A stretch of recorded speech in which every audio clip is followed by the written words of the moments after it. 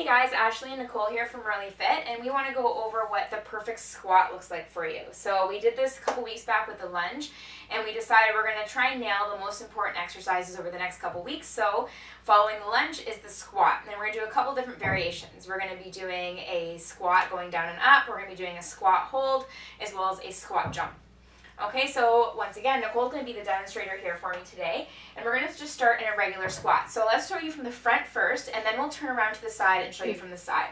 So the front first, most important thing is that your toes are going in the same direction as your knees. Okay, so you want both of your feet pointing perfectly forward, just a little bit further than hip distance apart. Obviously, this can vary depending on what kind of squat you're doing, but we're just going to focus on just a regular squat right now.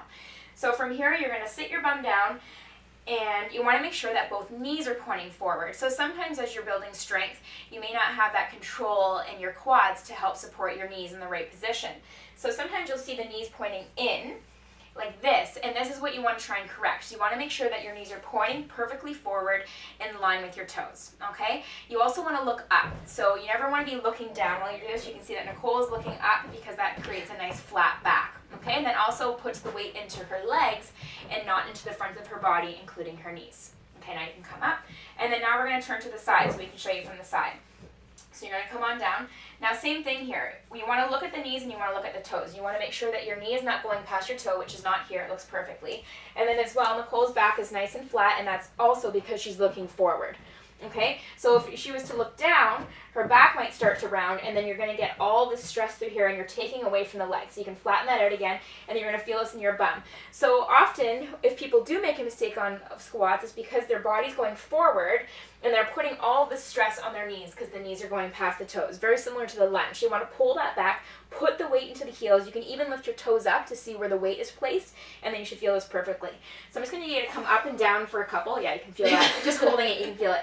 So I'm just going to get Nicole to go up and down because you want to make sure you go all the way or down 90 degrees, but then come up all the way. Because if you don't come up all the way, then you're not going to be able to release your back muscles. So just going down and then up all the way. And if you give your upper back a little squeeze, as you can see Nicole is doing, it kind of helps you to readjust your back, pull your abs in tight, but without that back bend.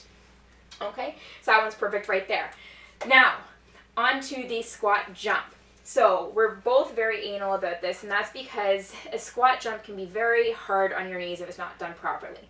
So the key to this, in my opinion, is going soft and quietly. Okay, so you want to land as softly and as quietly as you possibly can, and then that will let you know that you're not placing any stress on your knees.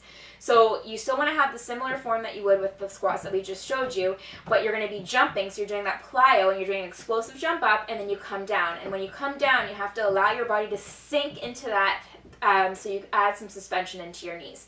So let's demonstrate a good jumping squat. So come on up, so up high, land low. Up high, and see how she sinks as she's coming down. She doesn't just stop heavy. So those ones are perfect. So now, a bad jumping squat would be going up and then just kind of stopping.